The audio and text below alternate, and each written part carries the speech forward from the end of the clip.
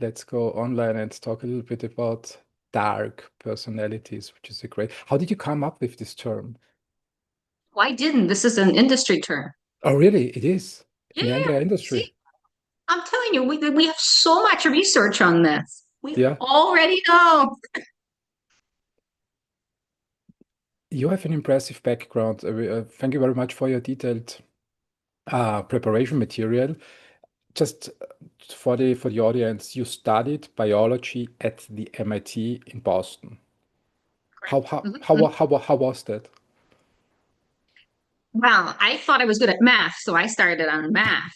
And then I met people who were good at math, and then so I thought maybe physics is for me. So I kept moving through engineering and chemical engineering, and then uh, eventually I found biology, and it just seemed like such an opportunity to model and learn in this kind of physics rational based approach. And it really felt like at that point we weren't really there. I mean, I would argue we're still not really there, but I think we have a vision. We have such an explosion of these physics based cell models. So I think we're finally getting to this place of understanding.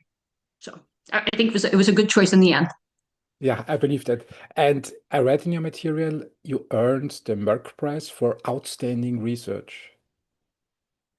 Yes, I was in this great lab that, for me, I think was a real preview of this fusion of biology with core mechanistic understanding. So I was in Kathy Drennan's lab, working on crystallography, protein engineering, looking at modifying the active Mhm. site.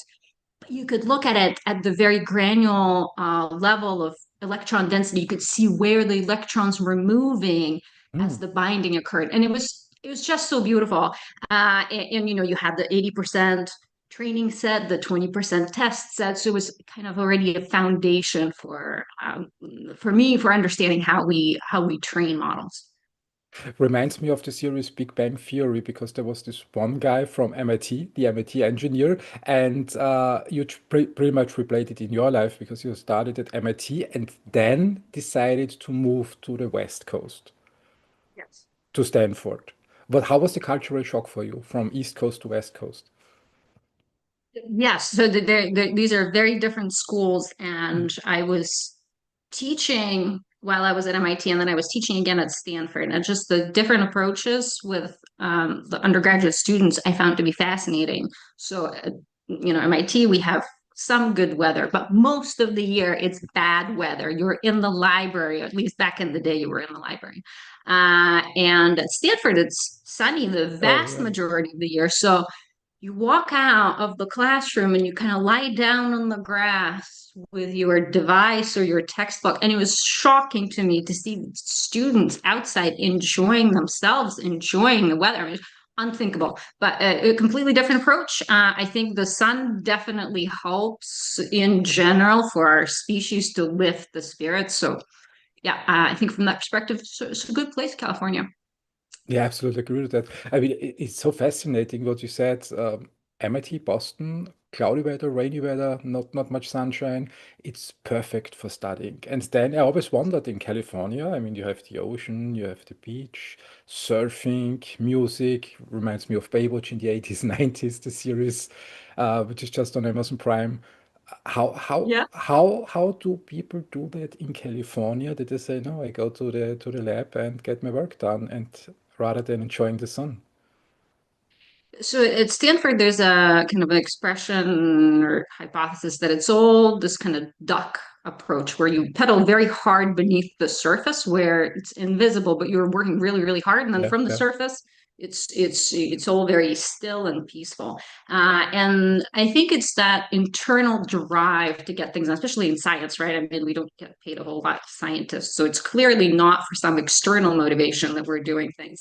It's really that the wish to explore, find answers, make this world a better place, save lives. Some of those things I think drive just tremendous amount of progress that happens in a sunny location at an academic institution.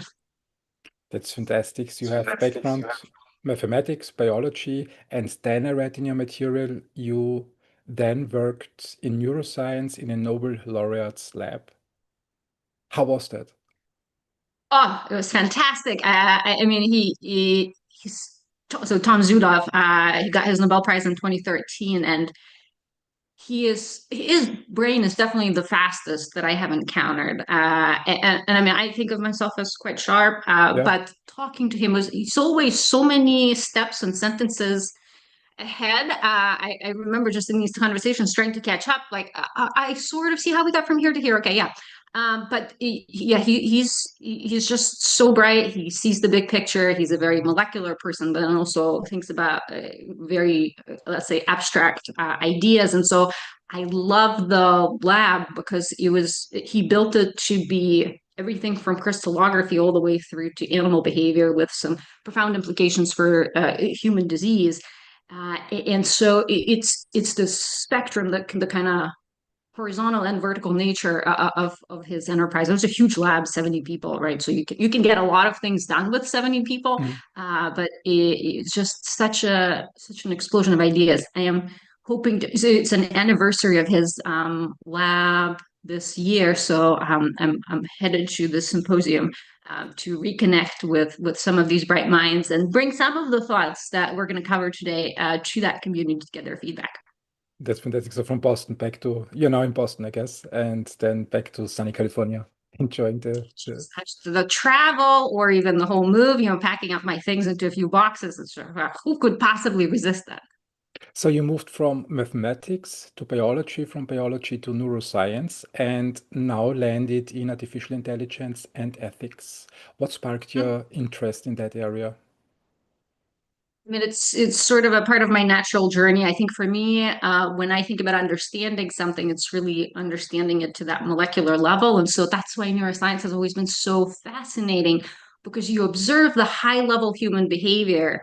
And through my, I'm going to say, unfortunate in many ways experience, I've observed a range of human behavior. So I think for me, it's trying to understand how does that work molecularly.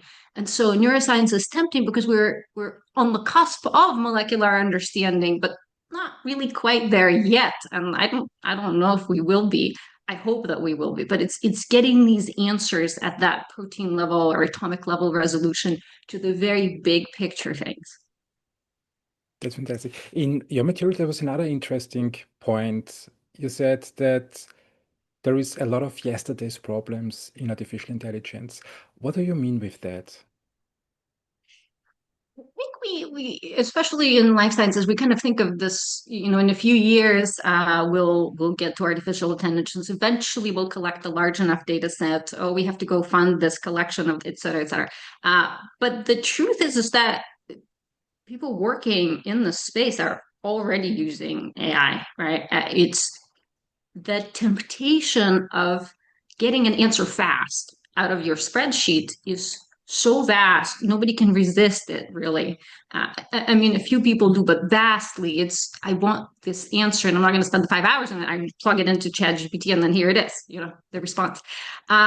So I think from that perspective, we have to face the reality that employee education, employee adherence to your policies has to become a priority because people will, and this has already happened in the industry, right? People will put confidential documents into Chat GPT. I would argue, not with a malicious intent, but it's due to the lack of understanding of the profound impact of sharing that kind of information with an AI tool. So yes, it cuts some corners and makes your days smoother, shorter, and so on. But the big picture of the impact of that is, yeah, we really have to be thoughtful about um, how we guide employees in using AI-based tools. And I would argue that if you're not offering an alternative that is in accordance with your compliance policy, governance, and so on, they're still going to use it. It's just not going to be according to your rules. Yeah, yeah, yeah, regulations. At the end of the day, this is really an interesting part. When when we take this conversation into a cafe and I asked in the next 2 hours, what's the big idea you want the world to understand right now? What would you say? Yeah, I think the big picture view of this is that artificial intelligence is a great way to scale, throughput, amplify right? Bring efficiency and so on. But I think what I would love for us to pause and think about what is it that we want to amplify? What is it that we're high throughputing? Because we have studied ourselves as a species. We understand that there's a range of behaviors, right? There's the good behaviors, there's the bad behaviors. I would argue that we should really focus on amplifying the good behaviors and try our very best to slow down or stop the amplification of the bad behaviors, right? Because if you think about this from the extreme view, if you used to have those people on Craigslist, right, who they tried to get your check and so on, now they can do that at high throughput because you no longer have to have the human behind it. So how can we put some guardrails in place, some safeguards to make sure that that quiets down and all of the goodness in this world that takes more effort and so on, that we bring efficiency to that we do better, more ethical things. Isn't that an unusual thinking for a scientist? I mean, when I look on LinkedIn, um, the AI discussion is mostly driven by science, and I read a lot about we have a new target. AI makes finding molecules so much easier, and we can simulate everything. So it's a lot of tech and features, and you come from a different angle. You say, no, it's all about ethics and morale. How did you come to the conclusion that we need a different discussion in this space, not just tech driven, but above it?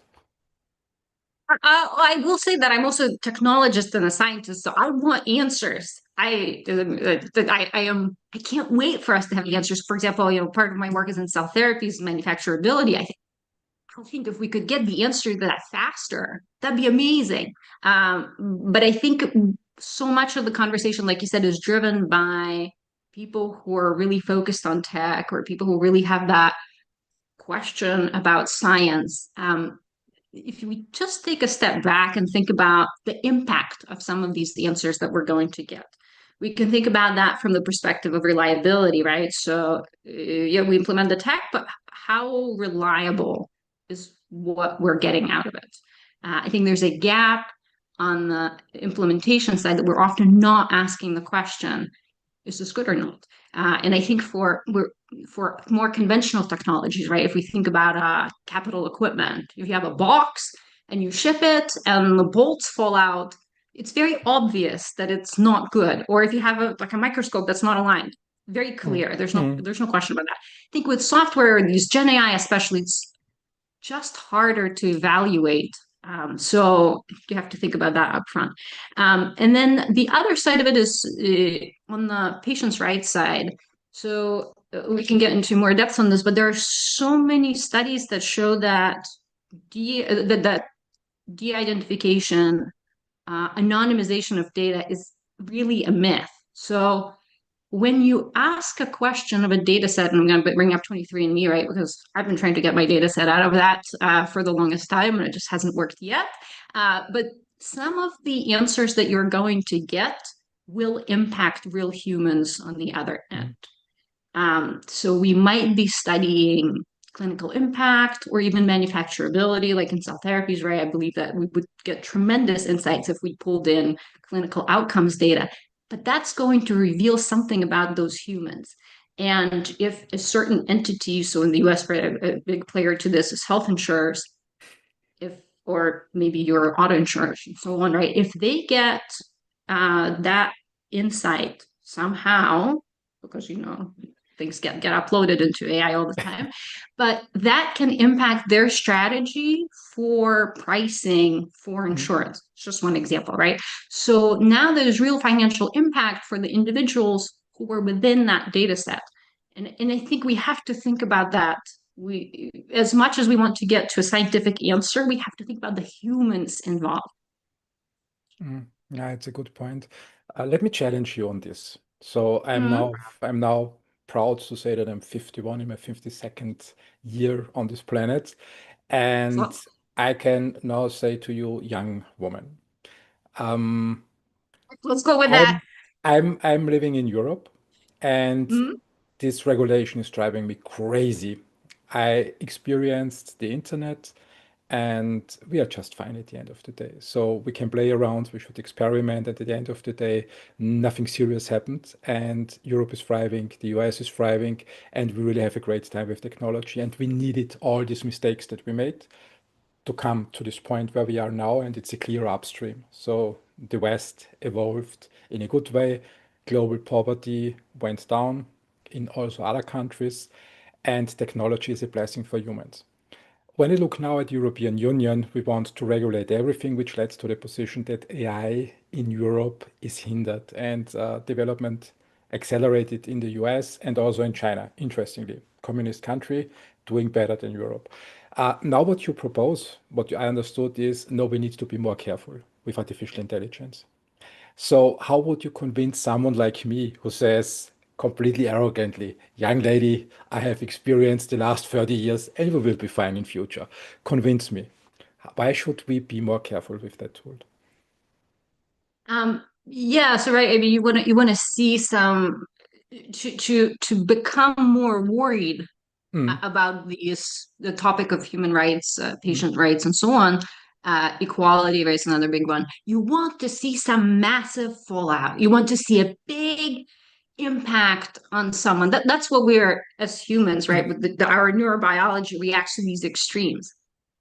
But with some of the impact, it's with AI, especially, it's less obvious, less visible, and you may, in fact, never see it, especially because some of the models are less transparent and so on, right? So I think an example to bring up here is with mortgage eligibility assessments. mm, You will never know why somebody truly got rejected by an algorithm. But it might be because the algorithm was built on some historical data where we have historically discriminated against a particular category. That category is probably not, the ruling class, so they will have even less of a voice in expressing that. But I think it's that if we want to build the future to be better, at the very core of this, if we want to build a future that's better than the past, we have to think about this. I know it's less, dollar driven, but in some ways, I think the implementation of AI and the development of this technology is an opportunity for us to reset and again, right, amplify the better things that we do. The way I think about it is that we're really here, every one of us, for such a split second. So, yes, I understand we need cash to survive. I get that. I live in Boston, so I understand this in a profound way. But it's also that you can't really take cash with you after you die. I think that's very clear. So why are you here for this split second? Do you want to leave this place a better place than when you came here? So I think fundamentally it's that. And I think it's just such a chance for us to do better. yeah, let's hope that when you knock on heaven's door that someone doesn't ask you where's your credit card and show me your Bitcoin wallet. We never know. We never know. But let's go back to more serious things. I mean, but this is a huge problem at the end of the day because we need data to use artificial intelligence to improve the human societies across the globe. On the other hand, it also puts us at risk. How can we do that? I mean, let's just think about creating new therapeutics. Scientists always complain that they can't access data. There is so many data around failed clinical trials would be beneficial for scientists, but these are data sets connected to human beings, and you have the names and you have the genetic profile sometimes in there and all their health history. But there is Yeah. also the danger of how can we deal with that in your opinion? Do you have a solution for that problem? So I think to your point, the rare disease is a really interesting example of that, right? Where it's if you have 17 patients around the world, you're probably going to know which row in the table is who. Mm, It's fairly straightforward to find out. But in fact, because the options are very limited for disease, there's a massive drive on the patient side. They're happy to donate whatever data you want, their mother's maiden name. Yes, have that if that's going to help with the therapy, right? So talking also in pediatric cancers, for example, if you talk to the parents, they will say, we will give anything, our own, the child's data, and so on, because we want the answer. So I think it's that balance of the benefit versus the cost and the risks involved, right? And I mean, if the people within the data set want to donate their data in order to get something, it's their data, surely. I mean, they can decide, but I think Mm. they need to also understand the impact of sharing that data. I think we do not spend enough time explaining that there's not a real way to de-identify and anonymize. And so much research has been done on the topic of re-identification even before the LLMs became, this so widely accessible with such a potential to uncover insights and identities. And it's inconvenient to share that information with the patients or donors of data. So I understand, kind of practically why we don't want to do that. But I think we can think about better ways of conveying that information than like a 5-page legal contract. And we can think about how we consent these patients. So, for example, my situation, I was in the hospital. I was convinced there was a good chance I was not going to make it to the end of the day. And somebody gives me this paper. Do you want to participate in the research? We're going to cut this and that out of you, and then we want to analyze this tissue. I haven't slept in 3 days. I don't even know what the words are that you were saying. So it's not a good way to consent people, right? So I think we have to think about how we do this really informed decisions on the part of patients, and especially people who are donors, right? Who just want to do this for the goodness of the planet, of humanity. With longevity research, for example, the UK Biobank is such an amazing data set. So there are lots of healthy people there, and they're donating their data to help the world move forward in this research. So I think there are a lot of people who want to make that happen. It's an interesting time. Let's stay a little bit at the problem level first before we dive deeper into solutions and also into your history. You have a very interesting vita to talk about. This is the next part. But let's stay at defining the problem a little bit better. When I think back to the 80s, basically the online world didn't matter. When I traveled to the United States, Mm. it basically meant nobody can find anything about me anywhere online because the online world didn't exist. So I had really the chance and opportunity to create the first impression about myself Yes, to yes, a new person. Then came the internet, and we started feeding a little bit of data. In the 90s, it was not much. It was mostly science driven. In 2004, Facebook started, and it was the first time when people were motivated. Upload your private pictures. Upload you drunk at a party and share it with yes, your friends. Uh, Usually people should not do that. It's not very smart because you have these pictures online decades into the future. In the 90s, it didn't exist, luckily for people like me. And when we look further down, and there was a complete shift in messaging online. It started around 2021 with the pandemic, in the pandemic, where social media platforms con I would say convinced and motivated people write articles, post every day. And I think, in my opinion, maybe some AI companies funded some influencers to spread the message. Come on, post every day. And they described the benefits of it. So you find new contacts, you find better business partners. Works everything well. And this is the reason why I started the podcast on one hand. But on the other hand, it means when we post and when we comment, we leave a huge footprint about how we think, how we feel, what we do. You can analyze a lot of data from everybody and also nail down mental illnesses and yes, health yes, yes, yes, problems. yes, And also, when you analyze speech, I think there is also some studies and scientists who want to identify, does this person have any progressing illness? As long as it is a local company, it's probably fine. But companies are bought, sold, acquired, shut down. But this data stays there yes, and yes, is yes. available to other people. So this is something I think nobody sees today, that this data is there forever, and who owns the data can access it. Or do you see artificial intelligence more as a black box where it's not possible to get access to the data? Oh, I think even from some of the deep digging that you've done, right, it's very obvious that there are some documents that the AI can find that Mm.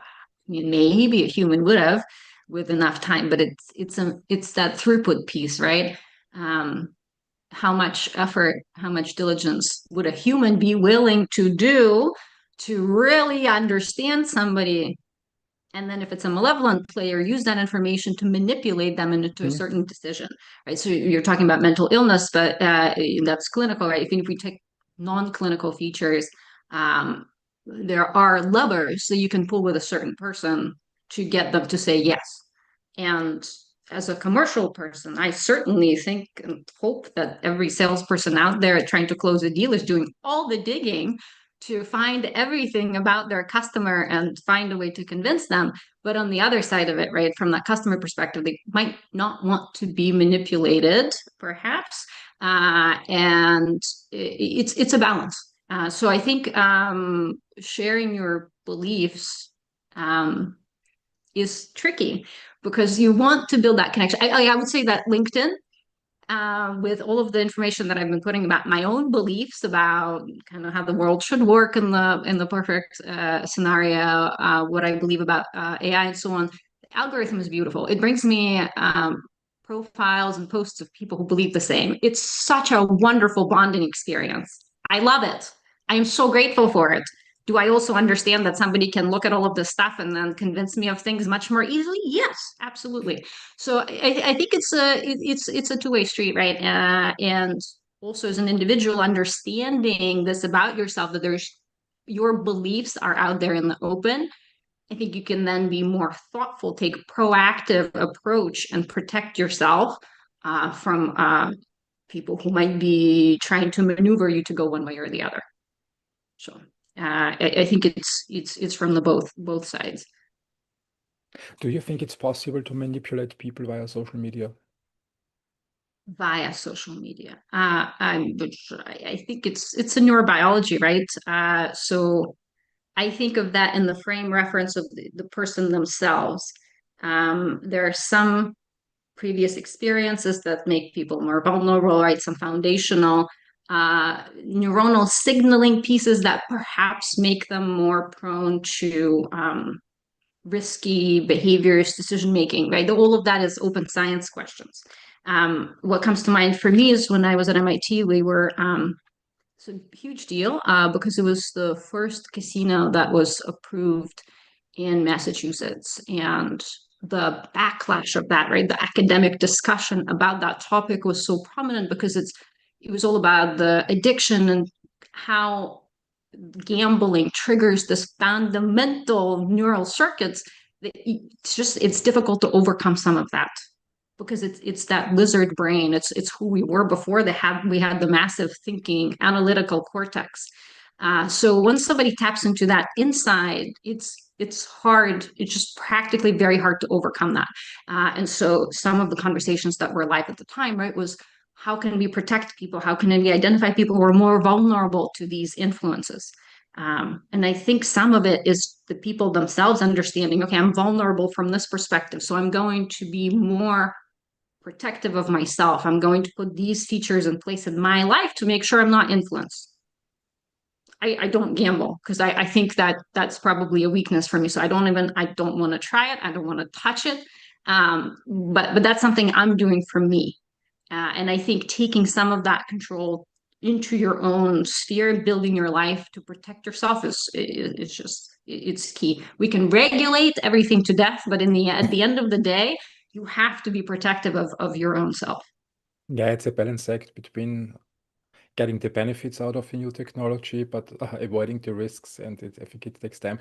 You mentioned before the dossier I created about you when I prepared. I mean, it was really tempting. You wrote a lot about deep personalities and ethics, and I just thought at one point, I haven't done that for a long time because ChatGPT a couple of months ago didn't really respond well to questions about people. It always feedback, no, it's not possible, and it's a private person and not a public person, not a superstar. So I just gave up on that.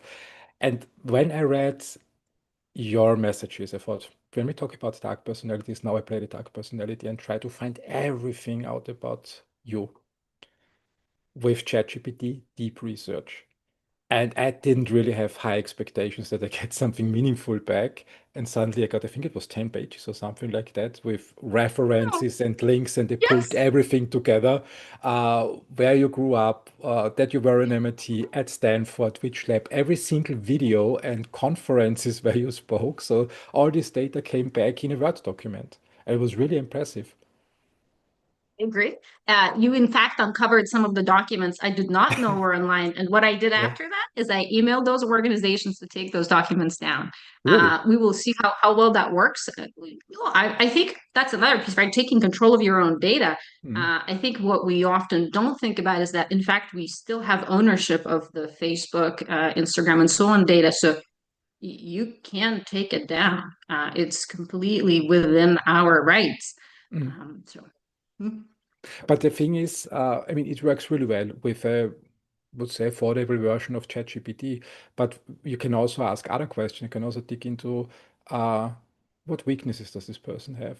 How does the personality function of this person? What are the spots where I should tackle myself when we talk about dark personalities? I mean, we have to admit it, there are not always always just good humans out there, and humans evolve in their lifetime, and sometimes they are good, sometimes they are bad, and sometimes they don't know that they are bad or doing something badly in This I society. disagree with. This I Really? disagree with. I think that they know. We have evidence to suggest that they know. They just Do choose not to do the right thing.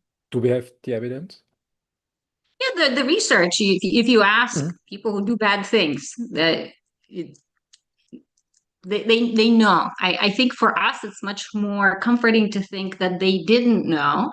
Um, like if you could listen to the interviews of victims of Epstein, they want to tell him. Some of them are sad that he's dead because they won't be able to tell him now what damage he delivered to their lives. I think research suggests he knew. Mm. He just sort of didn't really care, and he was happy, in fact, perhaps, to have delivered the damage. It's a very different framework of thinking. I don't know Epstein, but again, looking at the academic research, I think there's just every bit of evidence to suggest that it's a different operational mindset. So basically, what we have to accept is the fact that there will always be humans who are bad actors and do something that harms other people on purpose. Yeah, so the current estimates are that in the general population, that's about 5%. In prisons, it's between 16 and 25. And the reason there's such a large readout scale, right, is because it's not a hard measure. And interestingly, in leadership, the percentage is enriched to about 10%, according to academics who study this. So I think the way that our society is built, it's sort of rewards some of these behaviors that are very self-focused, self-oriented, uh, but maybe even beyond that, right? That it's in their very different mindset. The other people are like 2D. They're not the same kind of a person or a being. They're very flat. And I think that it's so hard to embrace this. For me, I think it was kind of like learning that Santa Claus doesn't exist, right? It's that very traumatic experience of understanding that there are people who look the same, but they operate so differently. Mm. But once I got on board with that, everything made so much more sense, right? Like, so I grew up in Ukraine. For us, World War II was like it was happened yesterday. Mm. It was always in the daily operations. We always talked about it. Hitler was top of mind, right? It was not something that was a number of decades ago, right? It was daily presence. And we always were taught he was just this one extreme, really bad human. But again, studies suggest that it's you can have a range of behaviors and a range of executional ability. Sometimes you can have bad intent, but you can't, you just are not a good operations person. So you can't execute on your bad wishes. But it's a much higher fraction of the population that recurred throughout history. We can see examples Mm. in the day to day.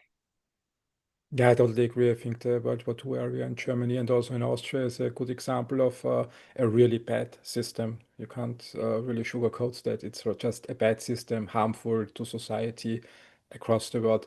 And when I think back to this time, also when I was in school in the 80s and in university in the 90s, it was a constant reminder that we should not do that again and bring that to humanity ever, ever again. And Austria had played a huge role in that.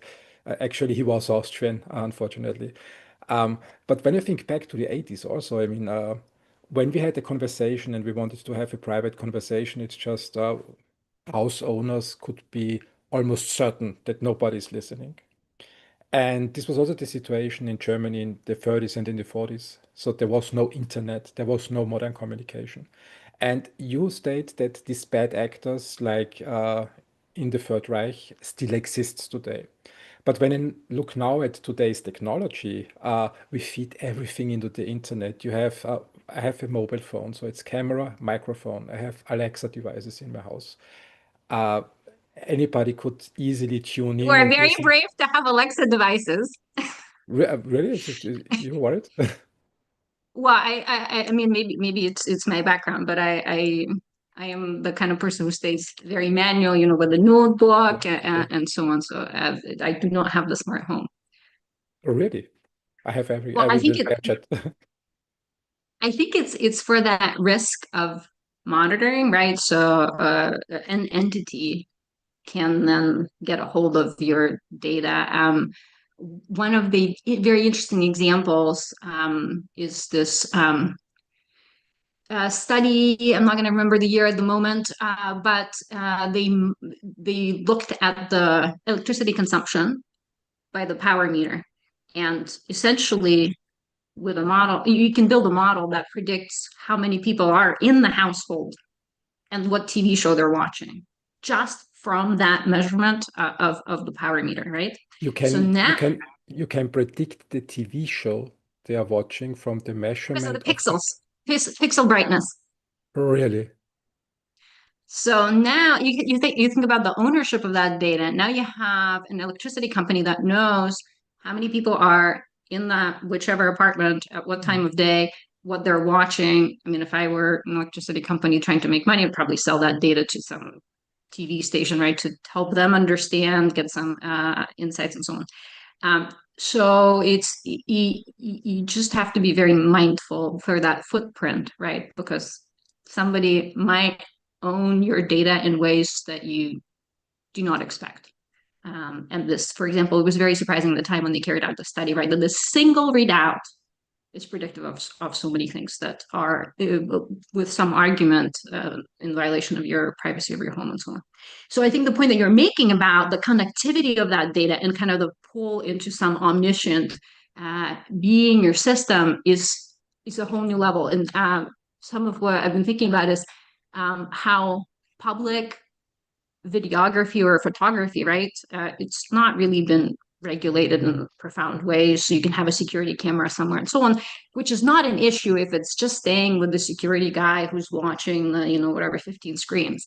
But if now that's pulled into some more systemic oversight, it's a very different picture because now you can track people going here and there. And again, the impact through health insurance or auto insurance and so on, you can already see how that information can feed and manifest for you very obviously in financial impact. But it's not like you're going to really be able to say, oh, they charged me more because they saw me engaging in some bad behavior somewhere else. It's the intransparency of the output. So, to your earlier point, right? Like, how can we convince ourselves that data is important and we have to care about our privacy? It's a tough argument because it's never in your face, right? The insurance company's not going to say, we charged you $100 more this month because of these things that we saw through these data sources. So I think you just kind of have to think for yourself of the Mhm. impact of sharing some of these pieces. That's an interesting point. So it could influence pricing strategy when people see that you frequently travel to, for example, just a dumb example, to Monaco. I say, okay, this guy must be rich, and this could be a waiter there. But since he travels every week to Monaco and just on the weekend somewhere to Italy to a cheaper house, they could just assume this is a millionaire or billionaire. Different pricing. That's amazing. When we go back to your roots, you grew up in Ukraine, you mentioned earlier. Um, how did you build your perception towards trust in that environment? Could you share some stories of your youth? I think it was just a really confusing and difficult time. I'm not sure that trust really was a part of my worldview. I mean, starting with some fundamentals, with the government taking away savings one day, right, with the collapse of the union, that she said, well, you won't be able to withdraw from your savings account. Really? And a scene that I remember is just being outside and standing in this line with my grandma, lots of other grandmas standing in that line crying because their whole lives just went to pieces. And it's such a betrayal from the government. It was very difficult to live through. And so, I mean, for me, the way that I processed that at the time is that, oh, they probably needed the money for something more important than the lives of these people, because it was just easier to think of it that way. And then the crime was so gruesome and so rampant.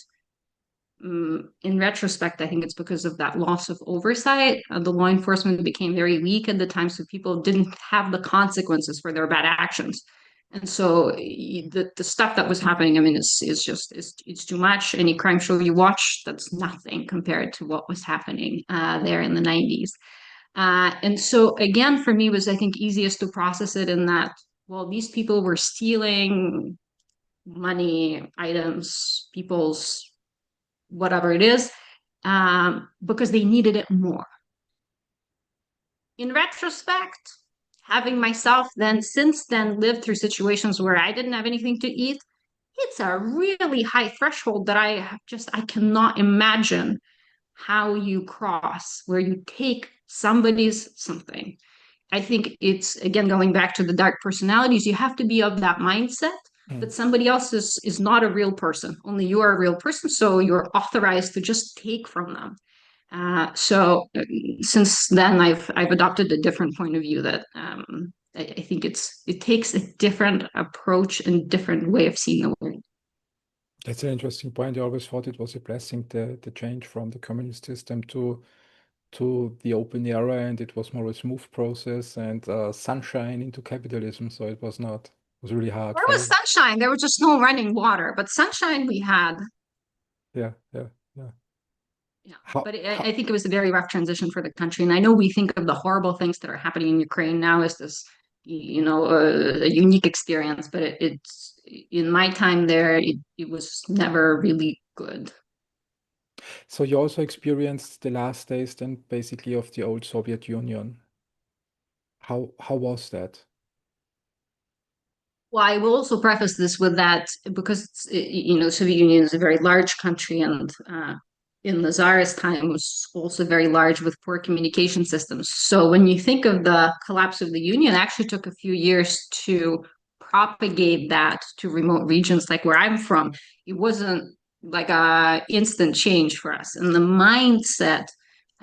It was still present there. So we were talking about how for example, commercial activity was so shamed for, so judged. If you sold something somewhere, if you bought something somewhere and then sold it somewhere else for more, public shaming for that kind of an activity. And so for me, I think moving to the US with this very commercial mindset, and I've been in a lot of commercial functions. I am through and through an ROI person. Is just a massive shift in thinking that, in fact, yes, you're adding value by even, let's say, moving goods from over here to over here. That's a value add for someone because they maybe are not able to access this location. Just as simple as that. So there was, but how did the Soviet Union then function at the end of the day when there was no commercial activity? I mean, Excellent question. But I think it was a lot of show off, right? I mean, just like during the hunger times, just demonstrating that things are going really well inside the country. So whatever by selling wheat and other goods to other countries, well, you have your own people dying of hunger, right? It's a lot mm. of showing, demonstrating this external success, while internally the operations were less than good, right? Lots of deficits. Again, people standing in line. This is before my time, but my parents' time.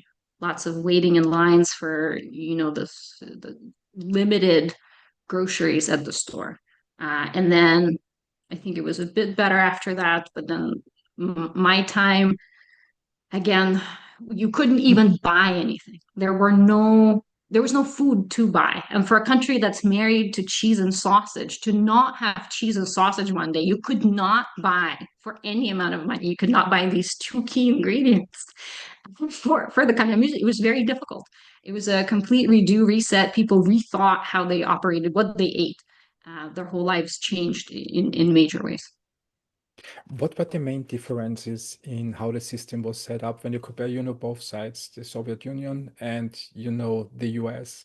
What were the main differences on the economic side from the setup perspective? I mean, I think in some ways the Soviet Union operated in a non-sustainable way, which is sort of why we ended up where we ended up in the end. So I'm not sure that operationally the system could succeed. But I think it's the trust, right? Going back to the trust, you trust the government to take care of you. If you needed support, I think that social piece was more in place. But also, if you put all homeless people in prison, that really reduces your homeless population. That's an easy fix right there. So I think some solutions were, again, on the external, let's show off how good things are side. And so, I think all the movies you watch, right? You have the tourists kind of going down that main street, and Mhm. then just as they go off the street, it's a completely different set of ruins. Now you don't have painted buildings and ruins. I thought this was a thing of the past, maybe the 60s. No, I went to St. Petersburg in 2013, I think it was. The same. You go down the main street, painted buildings, you turn off the main street. Nobody has painted that in a very long time. So I think it's still very much this, or at least at the time, it was very show based, very external perspective. And I think it's just not a sustainable way of living because essentially you're not building the inside. If you take that to the personal framework, right? Away, forget the government. But for yourself, if all you're projecting all day long is success, but at the core you're dying on the inside, it's not a sustainable way of living. You have to have some positivity inside, then you deliver it to the outside. Mhm. And in comparison to what you experienced in the old Soviet Union, when you contrast that with your experience in the United States, how would you describe that? I think in some ways it's a completely different way of living, right? I mean, commercial is so front and center in the US, but I think there's still a lot of this surface level, everything's very good. How are you doing, right? The answer to that for me was shocking. Shocking. Somebody from Eastern Europe coming in. And I really struggled with this the first few years. And I deeply apologize to people that I interacted with during that time. But when they asked me how I'm doing, I thought the answer was to actually then describe Mhm. how I'm doing, which was not very good those first few years, let's put it that way. But the answer to that is great. I'm doing great, or I'm doing well. So it's some of the features are actually really similar. And as an aside, there are people who've written about the similarities between the US and the Soviet Union, infrastructure wise, just how maybe it's a big country thing, but there are academic studies, there are theses that have been made about how similar the countries are, and I think those are just really fascinating pieces to read because we think of them as so polar opposite, right? Cold War and so on, but in some ways these are really really similar countries.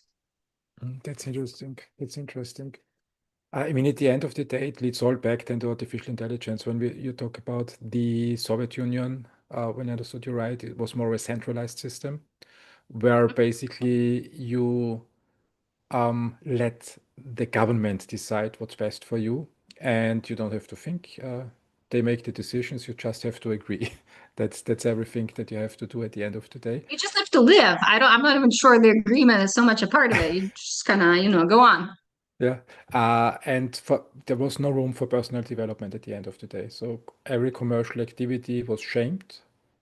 Selling something to another person to make more money at the end of the day, to invest in yourself, in your personal development, was not an option. Uh, Compared to the US, which is completely the opposite at the end of the day. So it's more selfish. People are looking more for themselves and their benefit and their profit, make deals and have to be sure that the other side takes care of their win, and they just have to take care of their own win. And the government has a role to, compared to the Soviet Union, to put a little bit of framework in place so that people can transact and the economy thrives. And that's all. But it's more self-centered than the Soviet Union. Uh, what was good in the Soviet Union and what was good in the and what is good in the US, when you could combine that, the best of two worlds, into one system, what would you choose? Yeah, I mean, I think that's a super interesting question. And maybe just to comment to what you said, I think part of the reason that in a very capitalist society, right, you have to be taking care of yourself is because there is not a social system that will take care of you if you have a dip in income, or when you retire and so on. So it's a two-way street, right? And I'm sure a lot of people would be willing to spend less time building own wealth if they knew that there was that support network.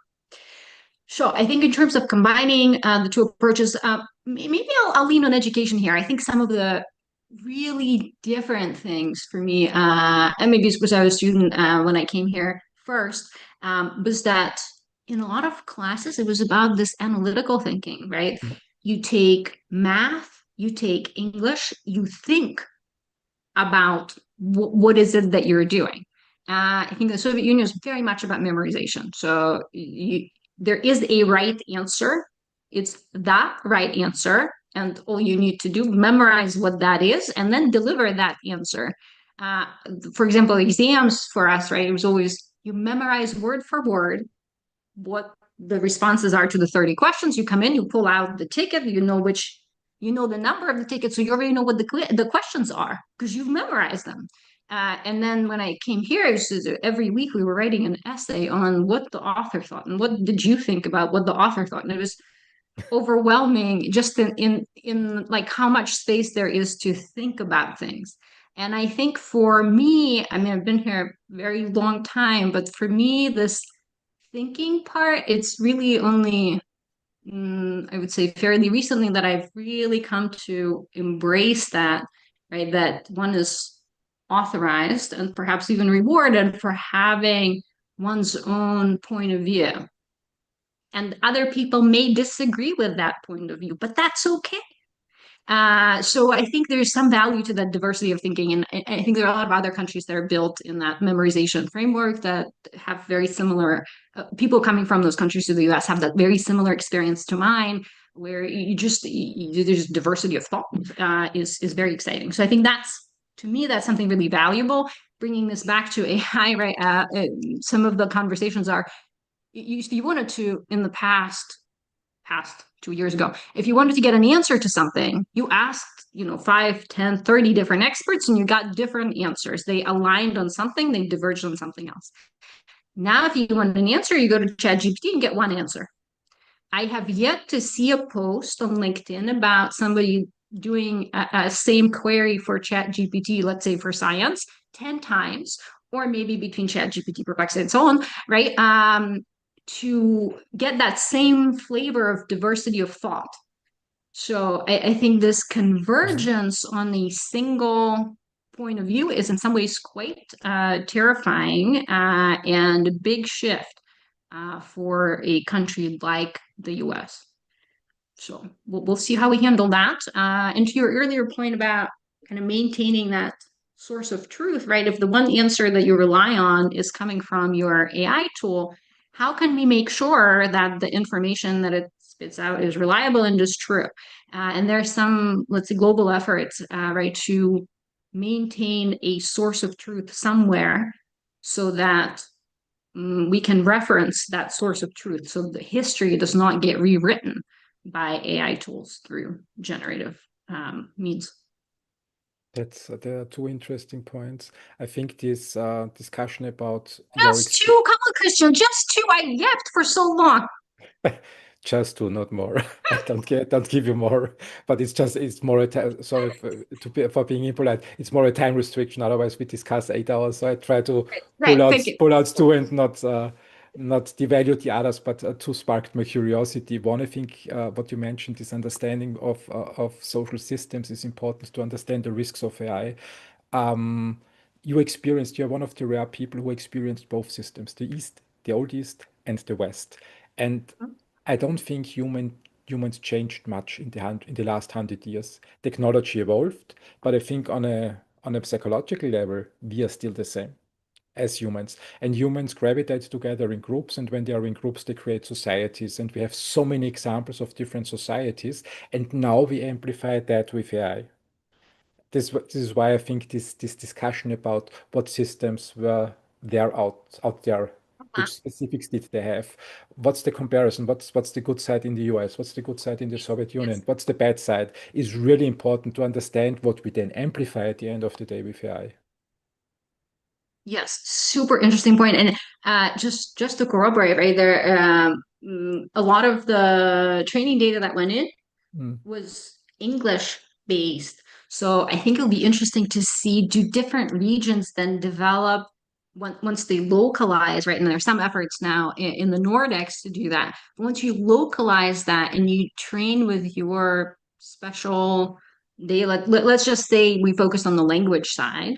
But are you going to get different answers based on that? And is that going to be more reflective of the kind of social system that is in place, right? I mean, I did not come up with this idea at all, but some of the folks who look at the globe say that this community versus self-focus is a gradient as you go from east to west. And you can agree or disagree, but I think maybe AI is where we're going to be able to test some of that, those mm, hypotheses. It'll be yeah, interesting.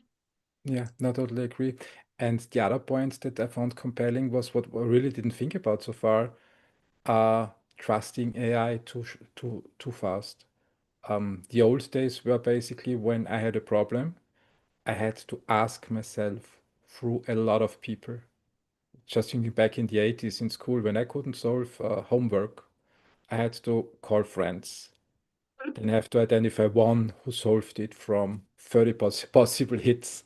So I Yes, got a yes, lot of information. I had to evaluate the information. It's not that when I ask someone and said, this is the answer, that I could assume it's the right answer. And our teachers in the 80s and 90s said, Christian, start thinking for yourself.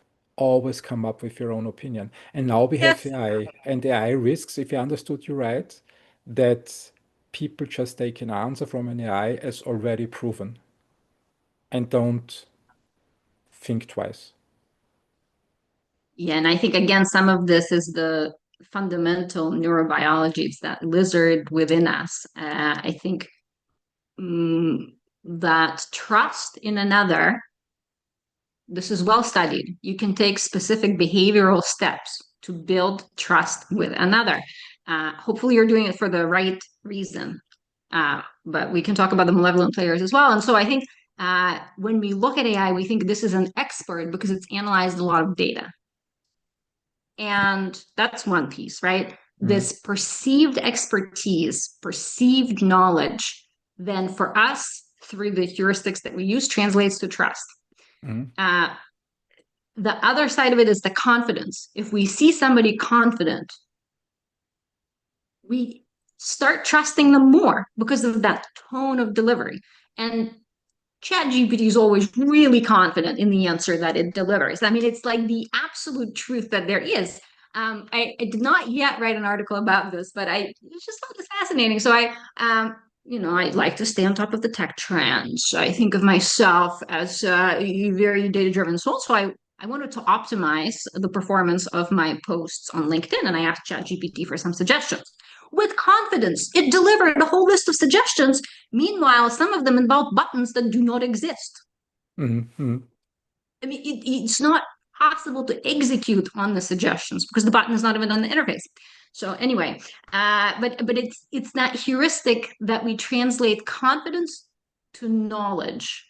in our minds, and this is ancient knowledge. The Greeks have figured this out, that if you are on stage and you list some credentials, like that you have analyzed a lot of data, and then you project with confidence and opinion, that just drives trust in the people who are listening to you because of the fundamental neurobiology. So it's like we have to protect, like to the earlier conversation, right? We can focus on fixing Chat GPT to express confidence levels. For example, it could say, this is my answer, and I'm about 60% certain. So Mhm. that's a technological solution to this. A much faster solution for us to implement is to say, ChatGPT has analyzed a lot of data, but may not be an expert. We acknowledge the confidence with which this tool delivers information. However, this may just be a tone that it's built to use that is not reflective of its own confidence in the answer. So we can take a proactive approach here and protect ourselves from these influences once we become aware of the little things that for us to translate to trust. That's an interesting point. That's really an interesting point. I always thought ChatGPT and LLMs or Gemini or Grok just are a retrieval system that they just do the same like search engines. Go into a library, pick the book that I need to answer my question, and just reproduce the content. But it's not, actually. It's not. Yeah, I mean, it's the you typically you do not say I want this specific book. You say I want an answer, and then the system sort of has to figure out which books to pull from the shelf to answer Mhm. that question. So you have some uncertainty already there, and it might be different time to time or run to run within a given system or between systems. And then the stuff that it pulls out and shows you, that's a whole other side of it, and there's some probabilistic nature to that. So you're going to get variability with that as well. And maybe, like with, sorry, go ahead. No, no, just keep going. I think maybe it's like with science, we run the experiment 3 times. So maybe that's something that we could do in the future. You take different ways of measuring a concentration. Maybe that's something that we can apply to this tool. But we have to think about reliability as core, and especially as we apply these tools in our professional domain, right? Within pharma, biotech, life sciences, we have such a strict code of conduct that is all about reliability, verifiability of information. And so, yes, to implementation of AI, but I think taking that same approach that we have, the same hesitancy that we have had for all the other tools that we've ever brought in, right? And really assessing it from that reliability, compliance, privacy, whole suite of other things, um, before we move forward with the tech. Yeah, I totally Again, agree. as a technologist, I am all about implementing technology. I just want to be very clear. I'm all about reaping the benefits of it, but also really putting the framework in place that makes sure that you protect yourself, protect your company IP, protect your know-how, make sure that whatever you deliver to the regulators is true and correct. These fundamental things we have to put in place. And what you say is contrasted by the marketing of OpenAI, for example, or Grok. They want to convince everybody that it's the best tool and it's always right and will replace human. It's the best expert in the room. And I use it, for example, for analyzing stocks, companies. And Mhm. analyzing companies needs a lot of data. And it's really convenient to just upload it and say, make a deep research about this company. But the funny thing and interesting thing is when I ask for recommendation, should I buy this company or not? Public listed companies. ChatGPT or Grok or Gemini come back and say, yeah, it's such a good buy. And it's currently at a low price and has such a prosperous future ahead and you will make a lot of money. They convinced me, and then I said, this can't be right. They just had a 400% uptake in market capitalization in the last 6 months. So I go back to these tools and say, but what about the price now? Oh, yeah. the data of the last 3 months is missing. So we didn't look Yeah, at that. And yeah. when I then go to ChatGPT and say, please look at this data, they Mm. completely change their opinion. So it's not a really good decision-making tool at the end of the day currently at this stage. Yeah, and I think that's why we are right now very focused on this human in the loop approach that you have the human, Mm, like yourself, is actually thinking about some of the other things that maybe the algorithm didn't take into account when delivering information or suggesting a particular path. I do think that in the long term, human in the loop is going to be very painful and maybe not even practical to maintain that implementation, right? Because first of all, if you have to look into every single thing that your model it pulls out and suggests, it's a lot of extra work yeah. that's not very interesting. You're doing QC. So um, I think in some ways it's more interesting to actually just do it yourself because then you're on the creation side, you're less on the QC side. I think in pharma biotech, we know QC is a very particular skill set, and some people are exceptional at it, but most people are not. For me, this is reminiscent of my experience when I went from individual contributor to manager. And my work as a manager became a lot of this QC, right? I look through the decks that other people build and like, I would have done it this way, but okay, let's go with your approach. And then all I'm doing is pulling out, looking for errors, right? Because I'm in the end responsible for the output. I'm the human in the loop. But I have to make sure that whatever comes out of our team is the highest quality, that we're operating with the newest information that we have. But it's just a very different flavor of a job when you're going through and on every slide, every number, you're like, is that correct? Versus if I had come up with the number myself, it's a very different nature of work. So I think it will be difficult to retain a workforce that all it's doing is verifying whether the insights provided by the algorithm are correct or not. Yeah. The interesting Personal opinion. human in the loop, that's important. I think we need that. The interesting thing with this LLM still is when they are wrong, and you tell them sometimes they are wrong, they try to convince me that I'm wrong. They kick back and say, what are you doing there? And they don't, there are no feelings, so they don't feel responsible. They can come to a wrong conclusion, insist that the wrong conclusion is right, and the company goes bust. And the interesting thing in your vita is you not only were at MIT, Stanford, and have experience in the old Soviet Union. You also worked in the industry. So it's not academic discussion that we have here. You worked with Thermo Fisher and Sartorius. This just are just two, but correct me if there if I'm wrong and forgot something. And I trusted ChatGPT too much with the analysis. Um, the problem now we have with AI is out there. People use it and people love it. I mean, when I think OpenAI went in a couple of months to 100 million users, so there was a huge uptake. So there is a need on the market, and Yeah. then you need to lead these companies. What's your advice to the leadership teams? What should they do now in this situation? There are risks. They are not perfect, the tools, but people want to use it. How is that for leaders? Yeah, I mean, I'll talk about, let's say, the less esoteric things. I think we see a lot of the news about how McKinsey has let go of lots of consultants because now they can Mm, do this, that, and the other with a model. Great, I love it. As a consultant, part of my work is on the commercialization side. So I sometimes run these experiments, right? What would ChatGPT suggest for commercialization of a particular tool? And once again, it comes out with a suggestion that it's very confident in. And so I can see how for leadership, it's often tempting to say, consultants so expensive. I'm going to go with this much more, much cheaper way of doing this, right? I'm just mm, going to ask ChatGPT.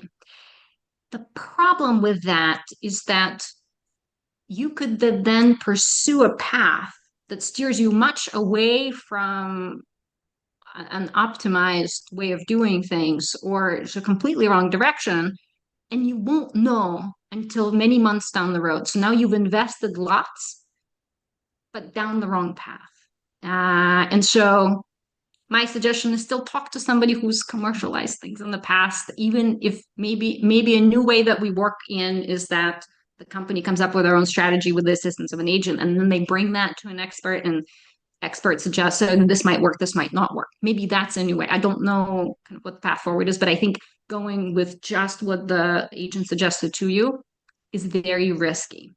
And then I think we have this other kind of idea that we're going to implement AI and now we can compensate for, the 40-50% reduction in the workforce that we've had to go through because of the winter in biotech that we're experiencing.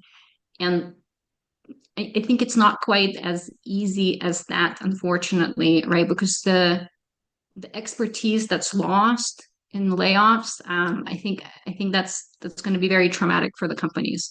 I think in the past, it's going to touch on knowledge management agents, but in the past, we've gone through some phases where we had to lay people off for 2-3 months. And let's just go with some basic thing. We had a piece of equipment that nobody remaining at the company knew how to fix, but you can probably get by for 3 months. Mm. Now we're in a much longer stretch of this. So we're having to find ways to operate without that expertise. And I think that's very, very tough. The experience that I'm leaning on from my life is I was leading a team, and there was somebody on my team who had been at the company for 30 years.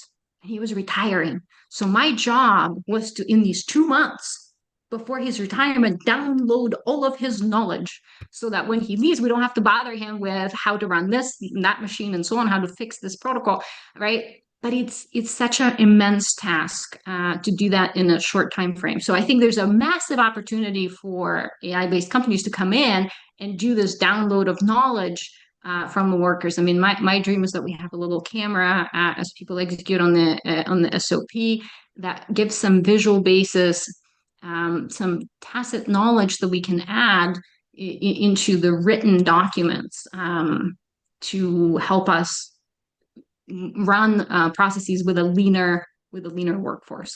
So I think it's not going to be as simple as we can now compensate for all that's lost because of the economic situation that we're in. We can probably gain some efficiency, but it's, again, going back to this amplification, you have to know what the best way of doing something is, and then you can automate, amplify, and so on. If you don't know, then you're just doing more efficiently something that might not be on the good track. So Yeah, yeah, investigating what the good track is, I think, is key. yeah. I totally agree. I think we are still early with LLMs, and this is just they try to solve every problem with LLMs currently, which is usually at the peak, at the first peak of the Dunning-Kruger cycle. Before we crash and maybe we are in too much trouble. I tried to use this tool in a sales context, and what's really interesting for me was that in the last year, ChatGPT seemed to have been trimmed towards pleasing people. What it means in a sales context is that ChatGPT tries to agree to everything a customer wants, which means the customer doesn't want to pay very often. So ChatGPT then comes back with, yeah, yeah, you get this for free, you get this on top of that. Yeah, yeah, we agree on that. And the thing is, when you just work with chatbots in a sales context and you don't understand what the risks are and remove all the humans who intervene and say, no, no, no, you can't give our cars away for free to a customer because the customer wants it, you really risk ruining your company at the end of the day. Yeah, and I mean, I think you can put some constraints, right? To say this is the space within which you should be operating. And I think in the sales context, it could be these are the things we will never give away. This is your we kind of have this for the sales teams now, right? We tell them you can operate within 5 or 10% of the price, but you cannot really drop below a 10% discount, something Mm. like this. So I think we can give these rules to the agents, but I maybe want to even abstract further away from that to organizational values. So I think implementation of these constraints will be key in the broader context. So I'll start with an example. Let's say we're 20 years from now and we have another biotech winter.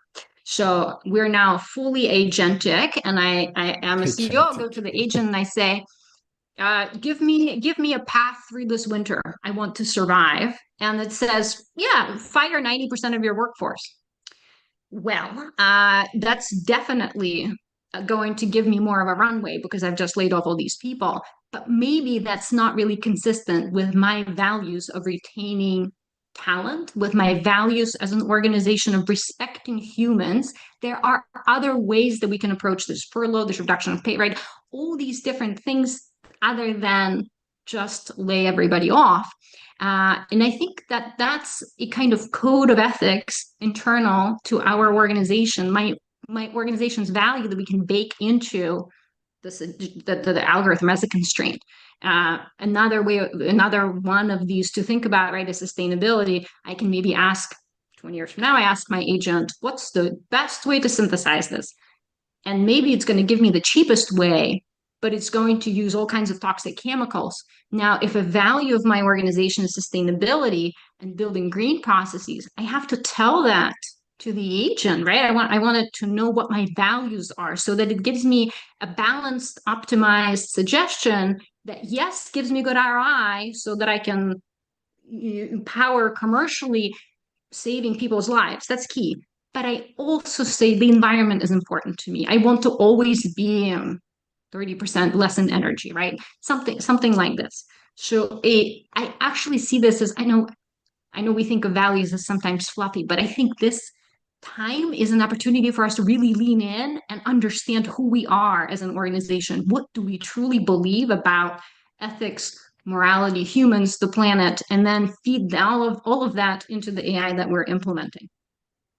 It's a very good point. When you talk about agents, you mean artificial intelligence agents. The interesting thing was when I AI think agents, very AI, passionate. AI agents, when I think back to the 80s when I started programming with BASIC, the great thing with BASIC was you structure a program, and every time when I pressed run and wrote run and pressed it, enter, and the program executed, I could be 100% certain that the computer executed the program in exactly the order that I wanted it to.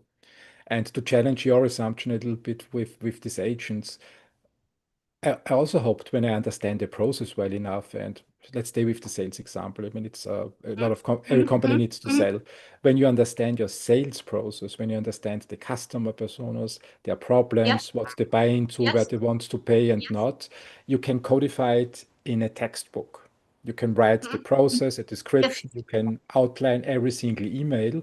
And what I was hoping for with LLMs is then you can take these folders, these binders, and just throw it into LLMs, and you have your perfect agent that executes exactly what you want, but it doesn't.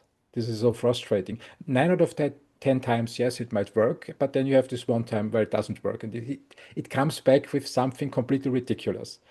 And this can derail your company at the end of the day because when it's just a big agreement to, yes, take all my equity and I'm fine with it, then it derails you. Do you think agents are really capable of executing instructions according to the plan they got? I will challenge you on this somewhat because I think the value of agents, and let's just focus on the commercial space, is that they're going to be able to tailor that framework that you described, the book. They're going to Mm-hmm. tailor that to the specific customer or potential customer that they are working on with, and so on. And it's going to be high throughputing this tailored, customized approach in ways that you just could not possibly pay a commercial team to do, right? So I think that's sort of the beauty of it. But it's that balance between how to make sure that the tailoring doesn't then disrupt the process that you know works well. So, but it's such nascent state at this point. I don't think it's possible to answer your question as to whether the agents will be breaking or not breaking. I mean, maybe, right? Sometimes you hire, sticking with sales, you hire a salesperson who has a very different approach to like the way that your organization typically runs. And there's a huge value to that person because maybe they will find another way. Maybe thinking in this from the math perspective, maybe the path that you have in the organization is a local minimum. Maybe there is a global minimum that your new different way of doing things can get you to.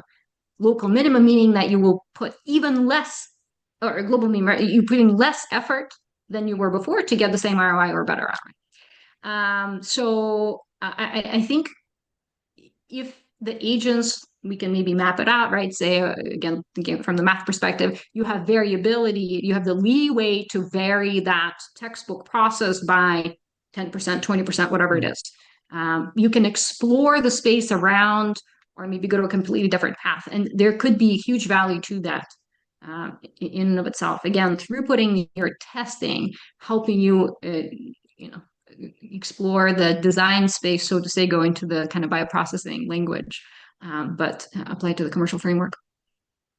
I agree to the point that you made with testing, where you say, okay, AI is it's a great testing ground. So you can test different reactions to different emails, to Yep. different conversations.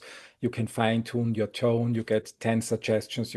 How does it sound when I say it harshly? How does it sound when I say it politely? Yep. And you then have the full scale, and this works fine. What I'm not really convinced in what I tried is in the sales context to really use AI and thought maybe we can accelerate the process. And when we write, I mean, the hard thing in selling is you need to talk to people, you need to listen to people closely. You can't just say, okay, talk for 30 minutes and then I send you something and the deal is done. You really need to relate to them, understand their Yep. problem, and then provide a solution, especially in the biotech B2B context and in pharma B2B. But LLMs really don't work well when I just try to feed an old email into the LLM and say, okay, this is the minutes from the last call, and now please create an offer tailored to this person, and you have the other 10 offers already. They just sometimes come up with just ridiculous things in the mail. And when I trust LLMs and say, I now just send it to the potential customer without double checking it, Yeah. you might have given a year's worth of services away for free. And LLMs does do that. So a couple points to that. I think again, this is a very young tool. Mm, So I do, for as a technocrat at heart, I do firmly believe it will get better in terms of that consistency. But I think the other side, maybe counter to what you were saying, the agents can exhibit empathy that is better than what you get from another human. So you have lots of the news kind of in the normal human domain, but thinking about regulated industries and healthcare, uh, Google presented on this on their tool. I think it's called Amy, but they compared empathy ratings by patients of their AI tool versus their physician, and the AI tool scores better. So I think there's a massive opportunity in terms of that tuning into the customer and being able to give them a good experience, right? mm. Because the AI agent can be a great listener.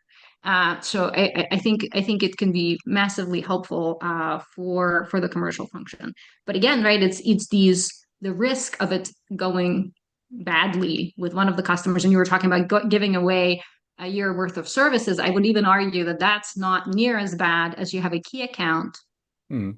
that your agent just said something completely unrelated to, and it probably used your name, your email, and now you've lost the key account because they think that you're insane or didn't Yeah, read the previous messages, right? I mean, I think you're at insane. that relationship level, it could be much more detrimental. So for now, I think we're still, in this proofreading and so on, but I have every hope that the tech will match a higher standard, and we'll get to a less supervision, more reliability situation.